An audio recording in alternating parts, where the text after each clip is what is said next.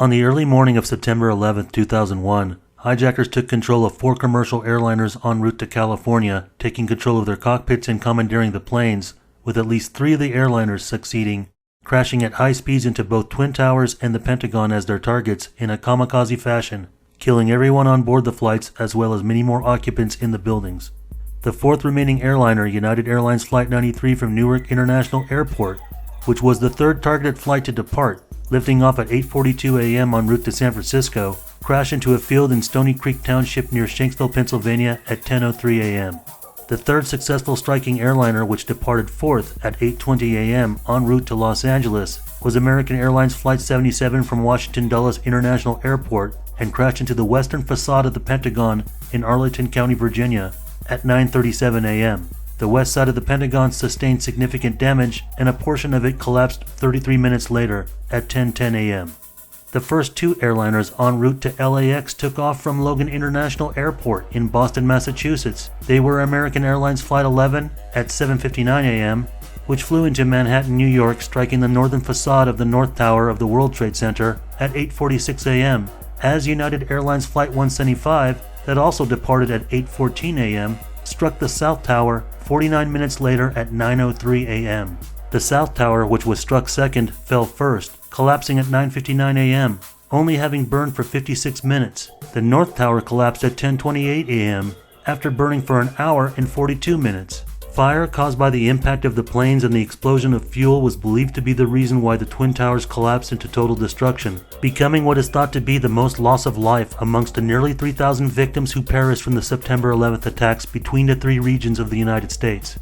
And the destruction was eventually verified by government and city officials, as well as mainstream news, having brought on their architectural and physics experts that evening and the next day supporting the same theory.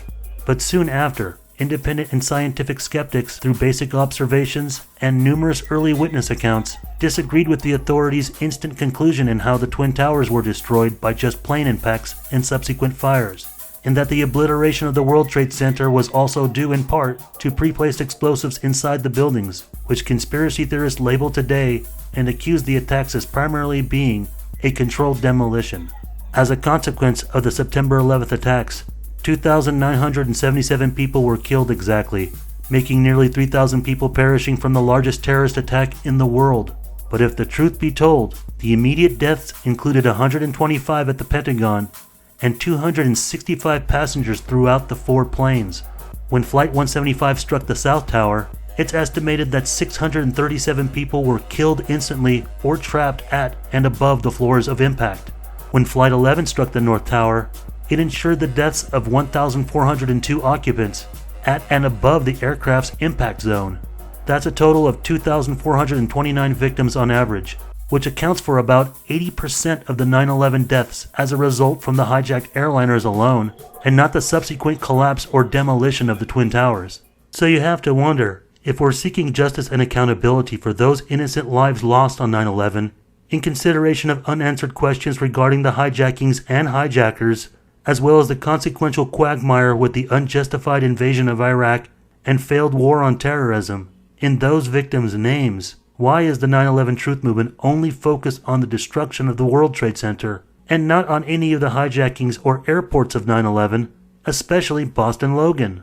Depending on who you talk to, the 9/11 Truth Movement basically started as a result of the September 11th victims' families who got the ball rolling, lobbying the U.S. government to carry out an investigation into the terrorist attacks, resulting in the formation of the 9/11 Commission, based on many unanswered questions on how their loved ones perished, warning signs, and what government could have done to prevent it. Consequently, also as a result of the Joint House Inquiry of Senate Select Committee's investigation, previously known as the JIS report.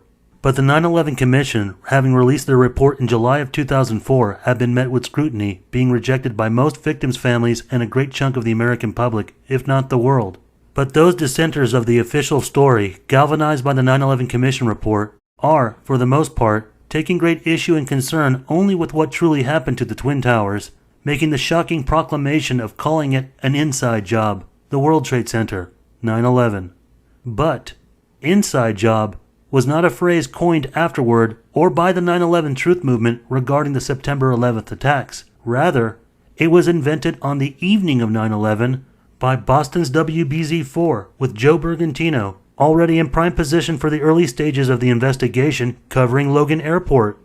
Now, hundreds of federal investigators have descended on Logan Airport trying to determine just how those terrorists hijacked the two jets. Our I-Team has been looking into security at Logan. I-Team reporter Joe Bergantino is here with the latest information. Joe? Well, Sarah, what exactly happened at Logan Airport this morning is now the subject of a massive investigation.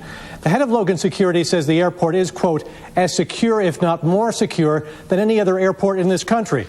But a review of FAA action paints a very different picture. 2 years ago this month, the FAA revealed that security breaches at Logan were a common occurrence. The FAA found at least 136 security violations at the airport. Undercover FAA special agents posing as passengers found that security hired by the airlines routinely failed to detect test items such as pipe bombs and guns hidden in bags. Those same special agents gained access to airplanes parked at gates overnight. Agents frequently gained access to other restricted areas without ever being questioned. The government fined Massport and some major airlines $178,000. Now, one expert told me today that no airport in this country is secure. The problem, he said, the airlines are responsible for security checkpoints in the terminals. They contract security out to the lowest bidder, who in turn hires low-wage workers with no experience.